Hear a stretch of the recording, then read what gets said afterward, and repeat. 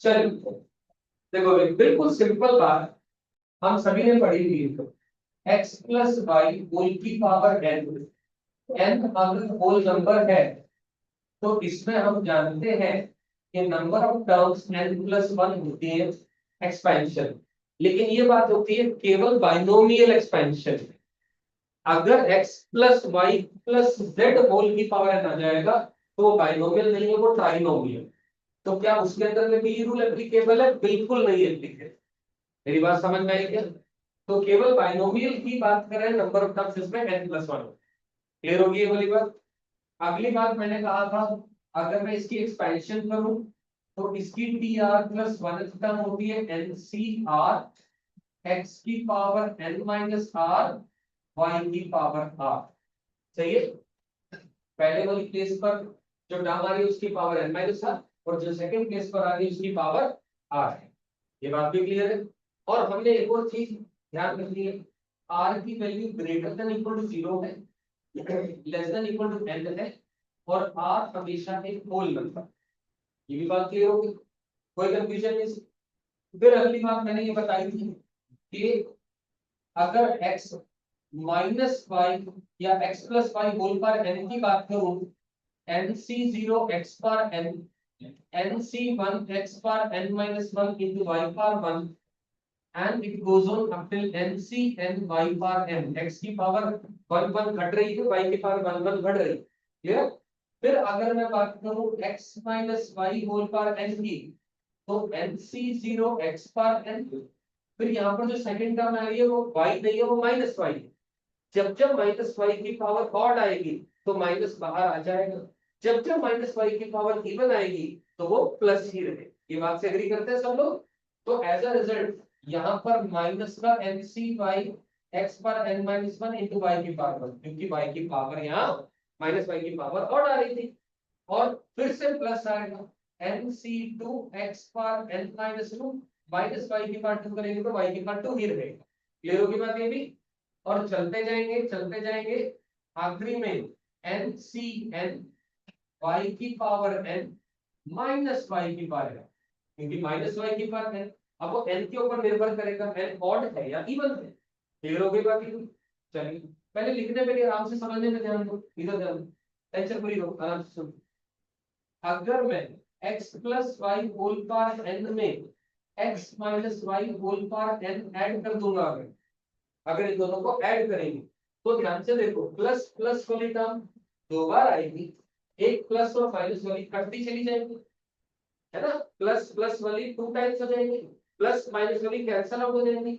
तो क्या मैं इसका answer two times N C zero X पर एन, फिर एन सी टू एक्स पर एन माइनस टू वाई पर two, N C four X पर N minus four Y power four, चलता जाएगा। कहां तक जाएगा मुझे नहीं पता, वो एन के ऊपर डिपेंड करेगा। डॉट डॉट डॉट डॉट करके छोड़ देंगे।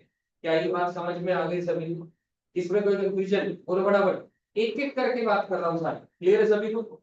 अगर मैं अब ये एक बात निकलते हैं, अगली बात x plus Y whole power n में से x minus Y whole power n को सब्ट्रैक्ट करते हैं। अगर यहाँ पर क्या आ रहा है, बेस में 0 to 4 यानी सफिक्स जो है ये इवन आ रहे हैं। अब यहाँ पर सब्ट्रैक्शन करने पर ये वाला और ये वाला कैंसिल हो जाएंगे, इसमें से ये घटेगा तो इसका माइनस का प्लस बन जाएगा, तो ये भी टू टाइम्स आएगा। लेकिन एन सी वन एक्स पर N minus one into Y पर one, N C three into X power N minus three into Y power three, फिर से प्लस प्लस प्लस प्लस वाले चलते जाएंगे। कहां तक? अगेन डिपेंड करेगा एन की वैल्यू पर। यहां तक समझ आई बात? आया ना? बोलो पक्का क्लियर है? 100% क्लियर है? कोई कंफ्यूजन नहीं किसी को? बारह समझ में आ गई बात की? अब अगर मैं बात करूं one plus X whole power n की, अगर यहाँ पर x की जगह पर वन, y की जगह पर x रख देंगे तो ये एक्सपेंशन बनेगा n C zero n C one X power one, N C two X power two, चलता जा रहा है अब till N C n X power n. क्या ये बात समझ में आती है सभी को? कोई कंफ्यूजन इसमें नहीं? अगर मैं बात करूंगा one minus X whole power n की, x की जगह वन, y की जगह x, वही चीज कह रहा हूं दोबारा। वन की कुछ भी पावर करेंगे वन ही रहेगा, मैं वन को लिख ही नहीं रहा बार बार। वेरिएबल जो बचा है उसकी पावर बढ़ती जा रही है क्योंकि वो सेकंड बेस पर आ रहा है। nc0 minus nc1x plus nc2x पर माइनस nc3x3 चलता जा रहा है, प्लस ncnx पर n इंटू माइनस वन की पावर n, माइनस एक्स की पावर n रहेगा, माइनस वन की पावर n अलग आ जाएगा, x पावर n अलग आ, ये बात भी क्लियर हो गई, कोई कंफ्यूजन नहीं इसमें, बहुत बढ़िया। कोई डाउट यहाँ तक किसी को? पक्का कोई डाउट नहीं है? दोबारा बोलो। जब इन दोनों को मैंने ऐड किया तो ये वाला और ये वाला ऐड होगा, ये प्लस का ये माइनस का कैंसिल आउट होगा कि नहीं होगा? फिर NC1 वाला कटा तो NC3 वाला भी कटेगा, NC2 NC4 NC6 NC8 ये सारे ऐड हो जाएंगे। यानी आप याद रखो, यहाँ जो बेस में है वो इवन वाले बचेंगे, यहाँ जो बेस में है ऑड वाले वो बचेंगे, ऐसे आप क्लियर होगी बात? कोई टेंशन इसके अंदर नहीं। लास्ट वाले में मैंने क्या करा, इस x की जगह 1 रखा, y की जगह x रख दी, तो 1 की तो कुछ भी पावर करो ना 1 ही रहेगा, लिखने की जरूरत नहीं। x की या y की जगह x आना तो x की पावर 1 आ गई, माइनस एज इट इज रहा, फिर प्लस आ जाएगा x स्क्वायर, माइनस x की पावर 2 रहेगा, उसमें तो माइनस आगे नहीं आएगा, इवन वाले में माइनस नहीं आएगा प्लस रहेगा, ऑड वाले में अपने साथ आएगा। तो याद रखने का तरीका ऑल्टरनेट प्लस माइनस, प्लस आया क्या फिर minus, plus minus plus minus plus minus, ये तरीका है। क्लियर होगी बात? कोई कंफ्यूजन? मैं आपको बता दूं जितना मैंने बोर्ड पे लिख दिया है इसी के बेस पे आपका 60 to 70% फाइनल थ्योरम बना, इसी के बेस पे सब कुछ, सारे क्वेश्चन इसी के बेस पे, ध्यान रखिए बात। अब मैं आपसे एक चीज पूछ रहा हूँ कि भाई अब इस वाले पार्ट को देखेंगे, इस वाले पार्ट, ठीक है ना, केवल इतने क्वेश्चन तो मैं इसको बॉक्स में रख रहा हूँ, इसको देख लेंगे। मैं पूछूं इसके अंदर में r plus one term, r plus one term जिसको हम t base r plus one लिखते हैं, क्या वो n c r x पर r है, हाँ या ना? r की वैल्यू 0 के लिए पहली टर्म आती है, r के लिए r प्लस वन सही है तो? अच्छा, अब अगर मैं इस पोर्शन के अंदर में ये पूछूं binomial coefficient of r plus one term, क्या आंसर आ रहा है? बाइनोमियल कोएफिशिएंट क्या आ रहा है? NCR, क्या आ रहा है? NCR। क्लियर होगी बात? बाइनोमियल कोएफिशिएंट की बात है। और अगर मैं यहाँ ये पूछूं कि the term containing x power r is NCR x power r, क्या ये बात सही है लिखी मैंने या गलत है? बोलो कौन सी टर्म है इसके अंदर जिसके अंदर में x की पावर r आ रहा है? कौन सी टर्म है? r प्लस वन टर्म ही तो है, और क्या है उस टर्म का मतलब पूरा NCR x पावर r है। तो इसी चीज को घुमा फिरा के बोलने का पूछने का तरीका है, और कुछ भी नहीं है। क्लियर होगी बात? पक्का समझ आ गई तो? अब अगर मैं इसी पोर्शन के ऊपर मान लीजिए मैं एक छोटा सा सवाल पूछूं, बिल्कुल छोटा सा एक क्वेश्चन पूछा, 1 + x होल की पावर 10, मैंने कहा find the binomial coefficient of term comprising x की पावर 4, आंसर बताओ। x की पावर 4 किस टर्म में आएगा? कौन सी टर्म में आएगा? फिफ्थ टर्म में। किस टर्म में आएगा? फिफ्थ में आएगा। x की पावर जो आ रही है वो r है, तो 10c4 आएगा कि 10c5 आएगा? तो 10c4 आएगा, 10c4 आएगा, ये लिख सकते हो आप। ये फिफ्थ टर्म आएगी, r इक्वल टू 4 मतलब यानी 10c4, ये उसका बाइनोमियल कोएफिशिएंट। क्लियर होगी बात?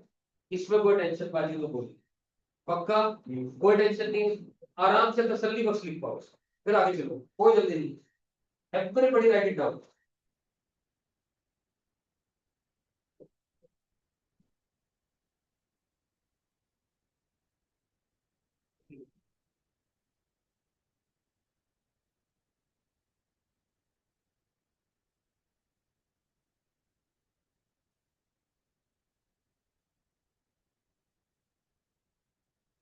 एक एक बात लिखिए, 2 मिनट की बजाय 4 मिनट लगाओ, कोई जल्दी नहीं है।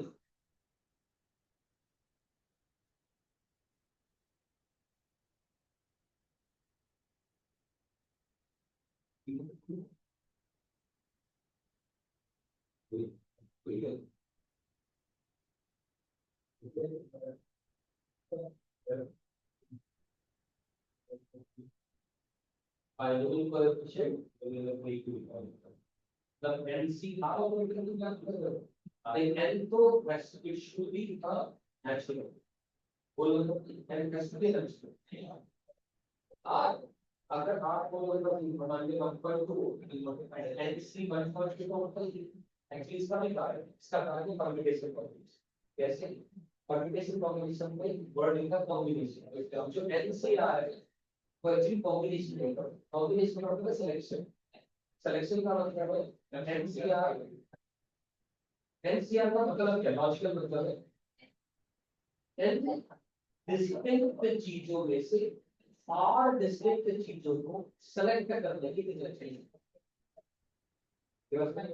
तो ना तो एन चीजें वो आर चीजें has to be, it cannot be one point. तेरे सामने 10 अलग अलग रंग की बॉल रखी है, बताओ तेरे सामने 10 अलग अलग रंग की बॉल रखी है, मैं कह रहा हूँ जीरो बॉल सेलेक्ट करने की तरीके, जीरो को एक है ना, काम करने का तरीका भी एक तरीका कहलाता है n C zero. N C zero solve करेंगे तो 1 तो ना काम करना भी एक काम करने का तरीका का होगा, इसलिए आगे कुछ जीरो करोगे। अभी समझेगा आपका।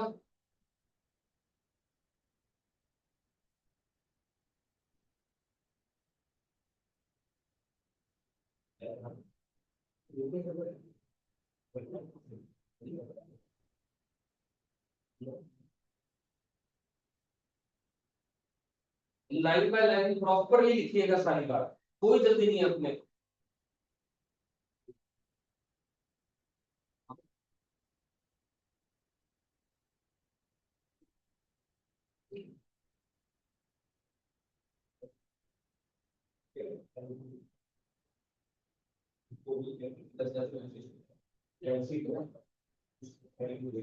एनसीडी को सॉल्व करो ये आंसर आएगा।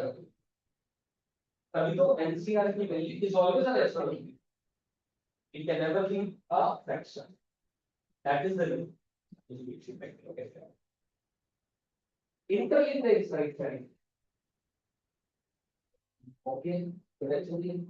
अगर आगे समझ आप क्वेश्चन को लगा के क्वेश्चन अनसॉल्व है, ठीक मैं चेक कर रहा हूं साथ से क्लियर पक्का। कोई टेंशन वाली नहीं थी, आज हम तो टेंशन वाली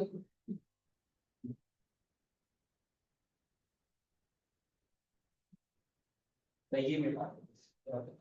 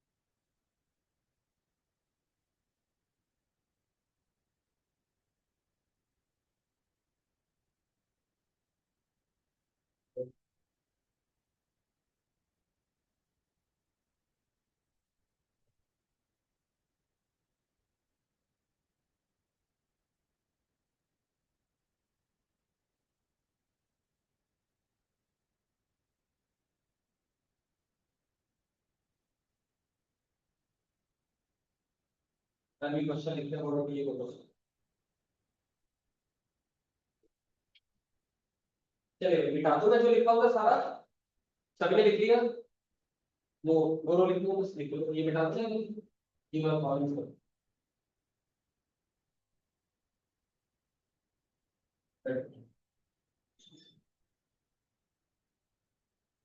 बाकी आप बोर्ड पे कुछ क्वेश्चन लिख लो, स्क्रैच से कुछ क्वेश्चंस कराओ, रिवीजन हो जाएगी।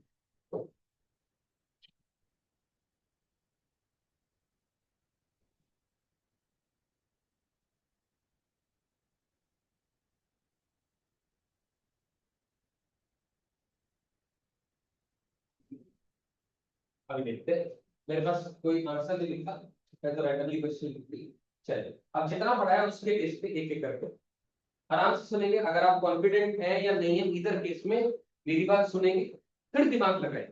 नहीं समझ आया या सर ऐसे नहीं ऐसे भी हो सकता था, ठीक है ना। लर्निंग इंपॉर्टेंट है, उसके बाद एप्लीकेशन पे जा।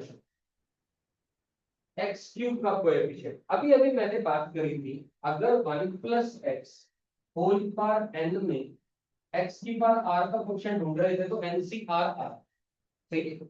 अब यहाँ पर वन प्लस एक्स नहीं है, क्या है, वन माइनस एक्स। एक्स की पावर क्या चाहिए, थ्री चाहिए। एक्स की पावर थ्री, तो आंसर क्या आएगा बोलो, ten C three into minus one की पावर थ्री। क्या ये बात समझ में आती है, आया ना। अरे भाई अगर प्लस एक्स होता तो एक्स की पावर जो भी आ रही है टेन सी वही लिख देते हैं, लेकिन यहाँ पर इसमें ऐसा पूछे तो एक्स की पावर थ्री चाहिए, तो टर्म कौन सी है, आर की वैल्यू क्या हुई, थ्री। टर्म कौन सी, फोर। टर्म कौन सी, फोर। तो इसका मतलब T base three plus one, क्या लिखोगे, टेन सी थ्री, वन की कुछ भी पावर इंटू सेकेंड टर्म में माइनस एक्स की पावर थ्री। तो यानी इसका कोएफिशिएंट क्या हुआ, इंटू माइनस वन की power three into x cube. तो ये इसका कोएफिशिएंट हुआ, क्या हुआ इसका, ये कोएफिशिएंट। कोएफिशिएंट किसे कहते हैं, एक्स की किसी पावर के साथ जो भी कांस्टेंट मल्टीप्लाई हो रहा है वो कोएफिशिएंट कहलाता है। लेकिन अगला क्वेश्चन मैंने सेम क्वेश्चन में क्या पूछा, मैंने बायनोमियल क्वेश्चन। बताओ इस क्वेश्चन का आंसर क्या होगा, इसका आंसर बोलो, कौन बोलेगा, केवल टेन सी थ्री होगा। इस क्वेश्चन का आंसर केवल टेन सी थ्री होगा, समझे मेरी बात। अरे भाई बायनोमियल कोएफिशिएंट एनसीआर होता है, कोएफिशिएंट जो निकल के आया वो कोएफिशिएंट और बायनोमियल कोएफिशिएंट में फर्क, समझ में आई मेरी बात, अभी क्लियर है पक्का। यहाँ पर binomial coefficient is always NCR operator, मुझे बस आर पे ध्यान देना था। लेकिन कोएफिशिएंट क्या है, जो भी एक्स क्यूब के साथ मल्टीप्लाई हो रहा है वो ऐसा भी हो सकता है। अगर यहाँ पे प्लस एक्स कर लेता तो बाइनोमियल कोएफिशिएंट और कोएफिशिएंट सेम हो जाता, लेकिन माइनस एक्स करने से वो बदलाव आ गया। समझ में आ गई बात, समझ क्लियर है बात को पक्का, ऐसे तो समझ में आ गई बात, समारा क्लियर है बात, कोई एक भी बात नहीं समझ में आई। अब समारा कोई आंसर देखो मान लो one plus three X whole की पावर सेवन, मैं पूछूं एक्स की पावर फाइव का कोएफिशिएंट बताओ, फटाफट आंसर दोगे बिना दिमाग बिना सोचे समझे ज्यादा। दोबारा बोल, कोई क्वेश्चन पूछ रहा हूँ, बायोलॉजी क्वेश्चन नहीं पूछ रहा हूँ। टेन टेन कहाँ से आया, सेवन सी फाइव इंटू इंटू, दोबारा गलत बात, मैंने कोएफिशिएंट पूछा, इंटू इंटू इंटू थ्री की पावर तो आएगा। अगर मैं पूछता बाइनोमियल कोएफिशिएंट तो आंसर होगा केवल सेवन सी पर, समझे मेरी बात। यहाँ पर एक्स नहीं है, कौन है, थ्री एक्स है, तो थ्री एक्स की पावर फाइव आएगी, उसमें से x की पावर 5 का क्वेश्चन 3 पर 5 भी तो उसका आंसर आएगा। नहीं समझ आएगी बात, पक्का समझ आएगा, कोई सबको क्लियर है बात पक्का। पर अब तू आंसर देगा, one minus nine X whole की पावर टेन, ठीक है। मैं आपसे पूछ रहा हूँ, आपने बताना है कोएफिशिएंट ऑफ एक्स की पावर 11, आंसर बता फटाफट, कोई नहीं बोलेगा। एक्स की पावर 11 का कोएफिशिएंट क्या होगा, इतना सोचने की जरूरत है इसमें। अब जीरो होगा, क्यों, कौन बता रहा है क्यों होगा जीरो, आप बताओगे। यानी x की पावर क्या जा रही है, मतलब r क्या हुआ, r n से बड़ा हो सकता है क्या, पॉसिबल। मैक्सिमम x की पावर क्या जाएगी, 10। मेरी बात समझ आई, पक्का 100% क्लियर है, कोई कंफ्यूजन नहीं है। अब मैं पूछूं कोएफिशिएंट ऑफ x की पावर 9, इससे आपसे आप बताओगे मिस्टेक, x की पावर 9 का कोएफिशिएंट फटाफट, 10c 9 आगे इंटू 9 की पावर 9 या -9 की पावर, -9 की पावर 9, क्या ये सही है, कितने लोग कह रहे हैं, एग्री कर रहे हैं सही है, सही है पक्का 100% सही है। अगर मैं पूछूं अब बाइनोमियल कोएफिशिएंट ऑफ x की पावर 9, अर्धी बात से बताओगे 10c, क्या आप सभी को कोएफिशिएंट और बाइनोमियल कोएफिशिएंट का समझ आ गया, पक्का समझ आपको, कोई टेंशन वाली, 100% क्लियर, पहले दोनों क्वेश्चन क्लियर हो, चलते हैं अगले क्वेश्चन नंबर 3।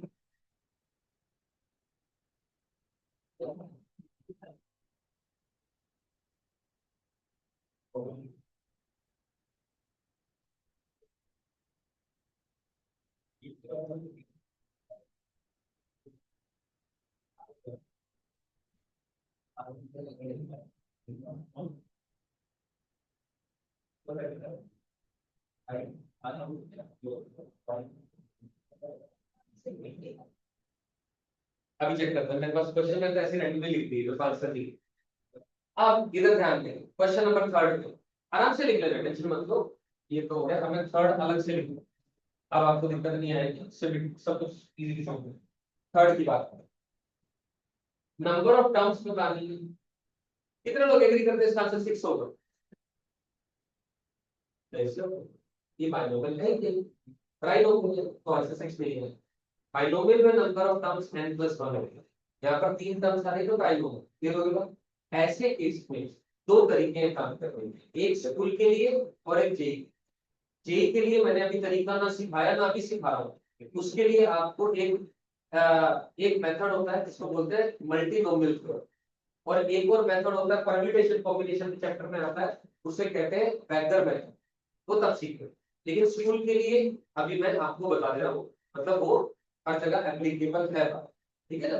वो क्या है, इसमें क्या करो, x प्लस ये जो y प्लस जेड है, इसको कोई एक टर्म मान, इनको क्लब कर लो, आपकी इच्छा, x और z को क्लब करना है, y और z को करना है, x और y को करना है, वो आपके ऊपर डिपेंड करता है, उसको कोई टेंशन नहीं, जिसको मर्जी क्लब करो, यानी इसको एक टर्म मानो और इसको एक टर्म मानो, इसको बाइनोमियल एक्सपैंड करो, बाइनोमियल एक्सपैंड करोगे तो पहली टर्म क्या आएगी, 5c0 x power 5 minus 0, 5c1 x power 4 y plus z की पावर 1, फिर 5c2 x की पावर 3 y प्लस z की power 2, 5c3 x power 2 into y plus z की पावर 3, सही है, प्लस 5c4 x की पावर 1 y प्लस z की power 4, फिर 5c5 into y plus z की पावर 5। यहाँ तक समझ आया ना, ये कितने टर्म्स लिख दिए मैंने, 1 2 3 4 5 6, ये 6 टर्म लिख दी जब y प्लस z को एक वेरिएबल मान लिया। लेकिन हर जगह पर इस टर्म के अलावा ध्यान से देखेंगे, y प्लस जेड की 1 पावर आ रही, तो एक बार ये वाला जो पोर्शन है y से मल्टीप्लाई होगा और एक बार z से मल्टीप्लाई होगा, तो क्या वो एक टर्म जो नजर आ रही है वो दो में बदल जाएगी, हाँ या ना, बोलो बोलो बोलो बोलो बोलो, टर्म अलग है या सेम है, वो वेरिएबल की पावर्स पे निर्भर करती है। अब यहाँ पर x की पावर बना रही, फिर यहाँ x की पावर 4 इंटू y की पावर बना रही, x की पावर 4 इंटू z की पावर बना रही, तो अलग अलग हो गई ना terms.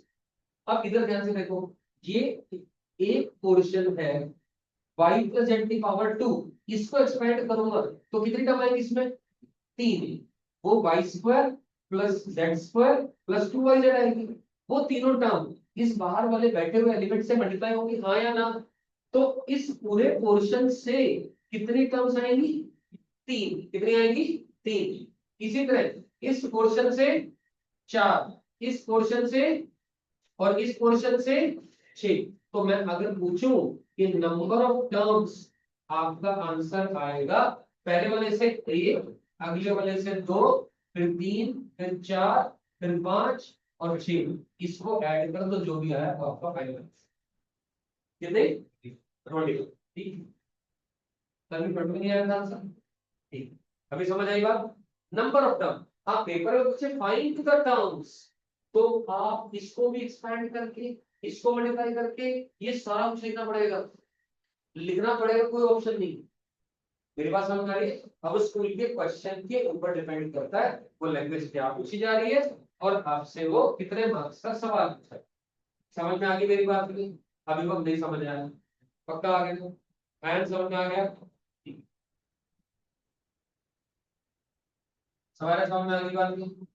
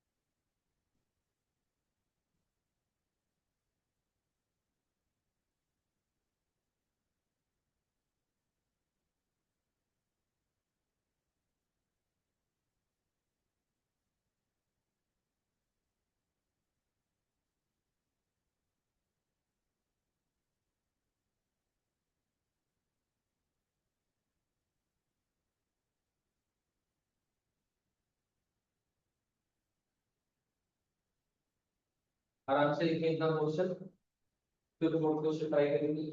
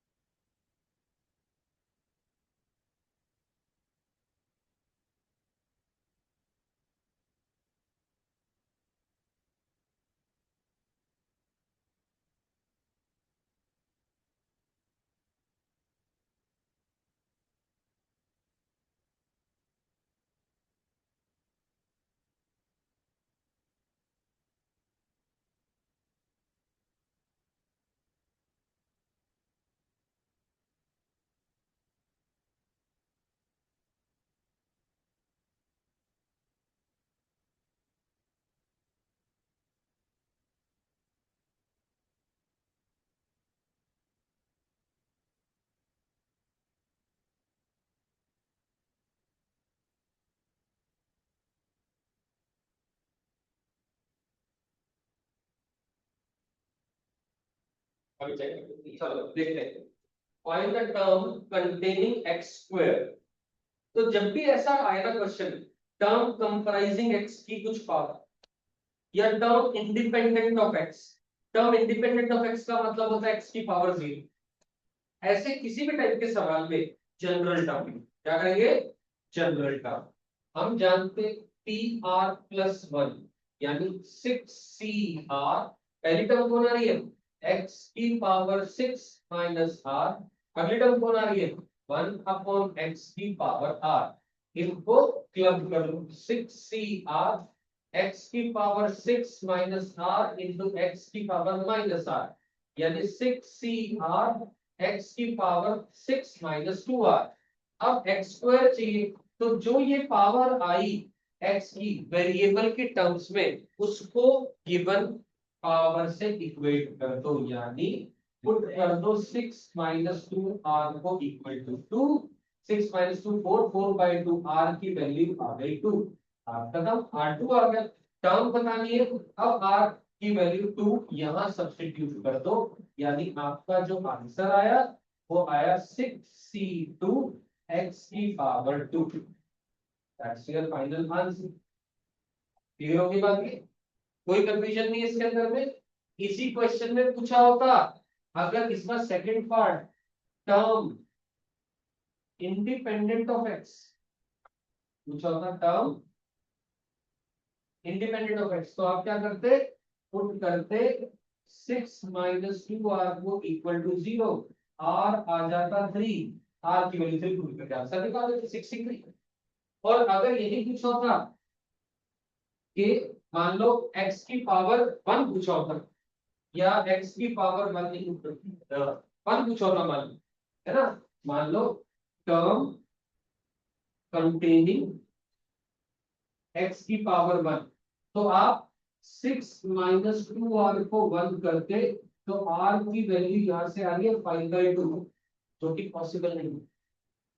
r should be a whole number, तो ऐसे केस में आप आंसर लिख दे या तो नॉट पॉसिबल या 0।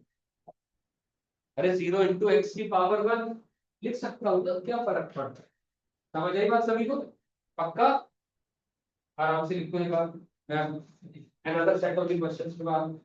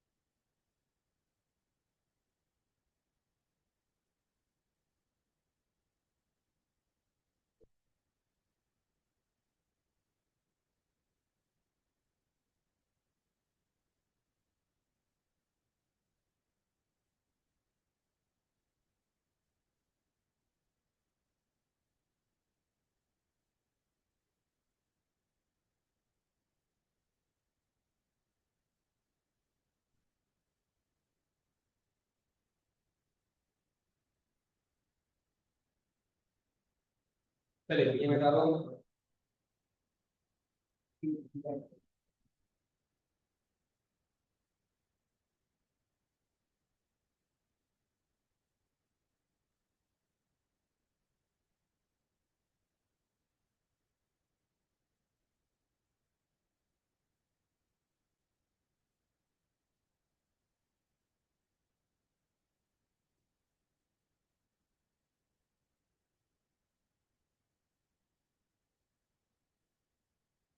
चलिए तो मैं शुरू करें।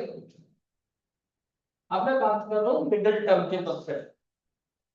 देखो एक बार पहले मैं समझा रहा हूँ दोबारा बात ये, और फिर इसी क्वेश्चन, इसके ये दोनों क्वेश्चन करके निपटाएंगे, ठीक है। अगर मैंने कहा x प्लस वाई की पावर लेटर से 4 है, एक केस, और एक केस है x प्लस वाई की पावर 5, मैं कहूंगा यहाँ पर नंबर ऑफ टर्म्स 4 + 1 यानी 5, यानी ऑड आएगी। और यहां मैं बात करूं नंबर ऑफ टर्म्स 5 + 1 यानी 6, यानी इवन है। जब 5 टर्म्स आ रही है, 1 2 3 4 5, तो हमें साफ साफ पता चल रहा है third term, third term is the middle term. क्या मैं बोल सकता हूँ इस बार, थर्ड टर्म मिडिल टर्म।